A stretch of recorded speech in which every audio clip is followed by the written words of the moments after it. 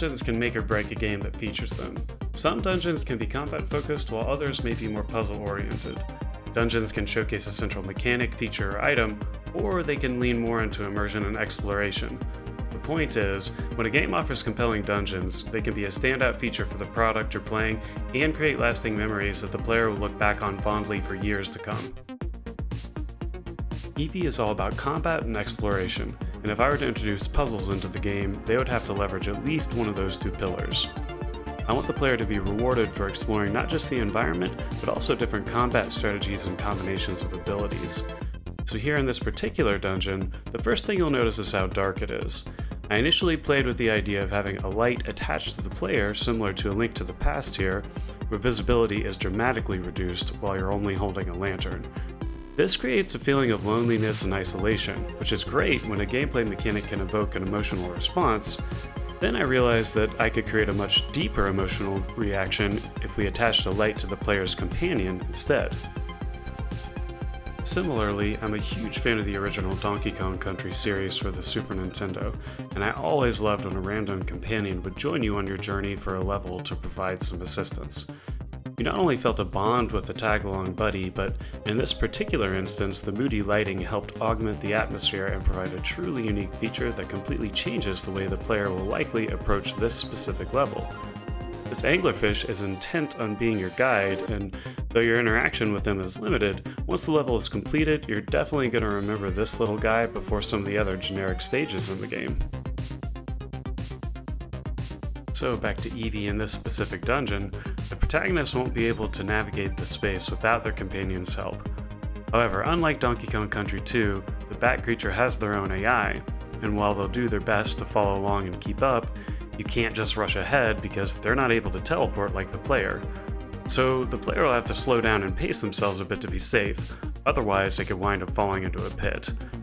It's not all about exploration though, as any encounter will serve as a distraction for your AI companion, and they'll want to engage with the enemy, obviously taking your light source with them.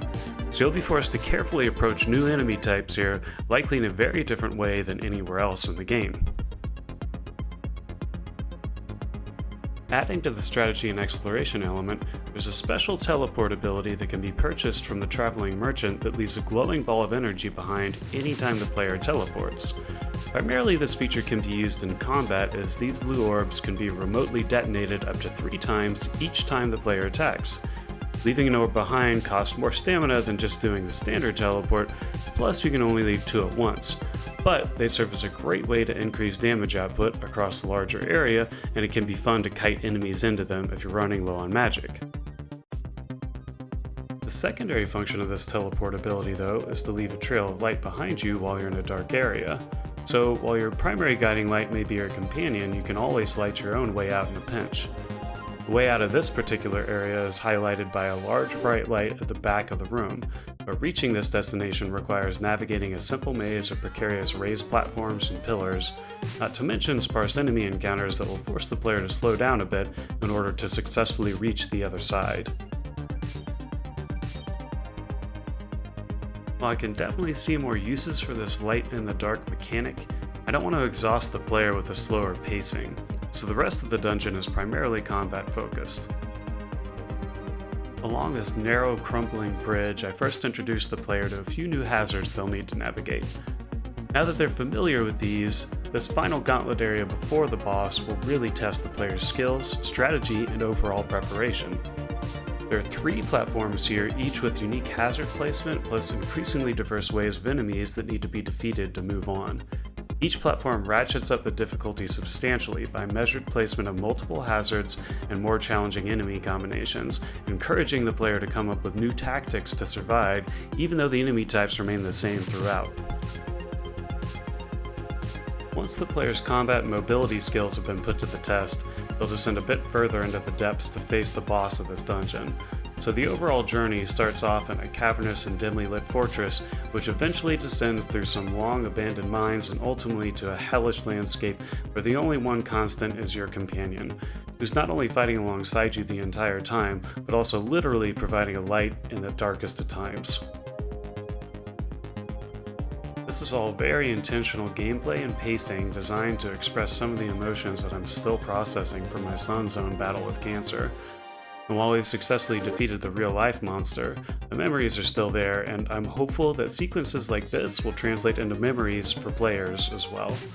Games like Eco and Shadow of the Colossus, and even more recent titles like God of War, are built around an emotional bonding experience where the player is invited to go on an epic journey with a steadfast companion.